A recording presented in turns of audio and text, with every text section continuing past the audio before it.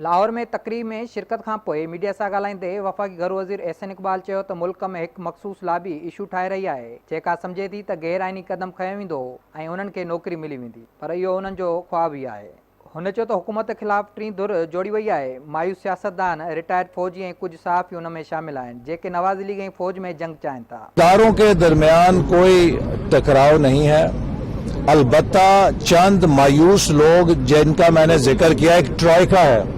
ये ट्रॉयका जो चंद नाकाम सियासतदानों का, नाकाम हमारे रिटायर्ड कुछ फौजी अफसरान हैं जो टीवी पे आके दानिशवरी करते हैं। भाई आप आके टीवी के ऊपर बताएं कि पाकिस्तान का दिफा कैसे मजबूत हो। आप टीवी पे आके ये बताएं कि पाकिस्तान की सिक्योरिटी की हालात कैसे बेहतर किए जाए। संदन चवणो त नून लीग ऐं फ़ौज विच में जंग चाहींदड़ चाहिनि था त जीअं संदन लाइ चोर दरवाज़ो खुली वञे, पर उन्हनि खे मायूसी नसीब थींदी। वफ़ाक़ी घर वज़ीर चयो त कुझु टॉक शोज़ में पाकिस्तान राति जो 8 खां 12 ताईं ख़तरे में हूंदो आहे ऐं राति जो 12 खां पोइ मुल्क तां ख़तरो टरी वेंदो आहे। अहसन इक़बाल चयो त हुननि 66 सालनि जी क़ीमत अदा करे 5 सालनि वारे हुकूमती मुद्दे जे तक़दुस खे बहाल कयो। हू दुनिया खे पैगाम ॾियण वञी रहिया आहिनि त पाकिस्तान में हिकु मज़बूत जमहूरियत आहे। हुन चयो त 2008 में मुक़ररु वक़्त ते चूंडूं थींदियूं जंहिंसां पाकिस्तान मज़बूत ऐं दुनिया में साख बहितर थींदी। संदन चवणो त मईशत खे हलाइणो आहे त सियासी इस्तिकाम ज़रूरी आहे। पाकिस्तानी मईशत मज़बूत आहे, तनक़ीद करण वारा नाकारी ॻाल्हियूं करे रहिया आहिनि। अहसन इक़बाल जो चवणो त शेख रशीद जी सियासत जो मरकज़ नून लीग आहे। हू पैगाम ॾियणु चाहे थो त शेख साहब ॾखण पंजाब जी आवाम जी तौहीन करणु बंदि करे। खुशी की बात यह है कि शेख साहब की तमाम उम्मीदों का मरकज मुस्लिम लीग नून है।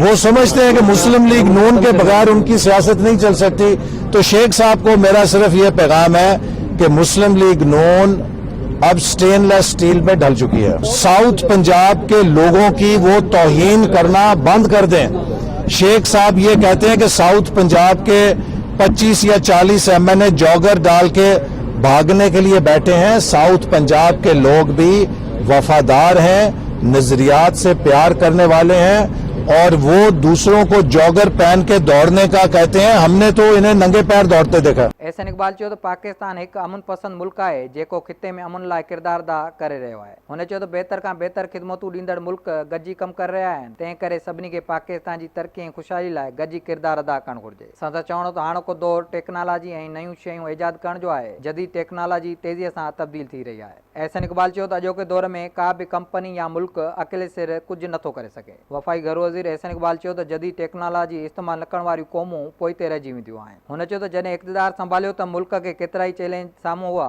जिन में तवानाई बहरान सभ खां वॾो हो। संदन चवणो त मौजूदा हुकूमत तवानाई बहरान जे ख़ात्मे लाइ बिजली या कारखाना लॻाया। अगर जीडीपी ग्रो कर रही है तो आपकी सलाहियत टू बोरो भी बढ़ जाती है। और ये कर्जे जो लिए गए हैं ये किसी एयाशी के लिए या खसारे के लिए नहीं लिए गए।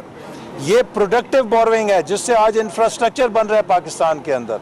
तो जब पाकिस्तान में ये इन्वेस्टमेंट मुल्क की इंफ्रास्ट्रक्चर को, मुल्क की तवानाई को बेहतर कर रही है और पाकिस्तान के कारखानों में बिजली आने से हमारे जो इंडस्ट्री है वो मॉडर्नाइजेशन कर रही है, वो अपग्रेडेशन कर रही है, तो ये सब चीजें हमारी ग्रोथ रेट में इजाफा करेंगी। वफ़ाक़ी घर वज़ीर चयो त हुकूमत तवानाई बहरान ते काफ़ी हद ताईं ज़ाब्तो आंदो आहे ऐं 10,000 मेगावाट बिजली सिस्टम में शामिल कई वई। अहसन इक़बाल चयो त तरक़ी जो तसलसल जारी रखण लाइ सियासी तसलसल ज़रूरी आहे। जेकॾहिं नाकारी सियासी रवैयो न हूंदो त मुल्क 2040 ताईं समूरी मंज़िलूं तय करे वठंदो।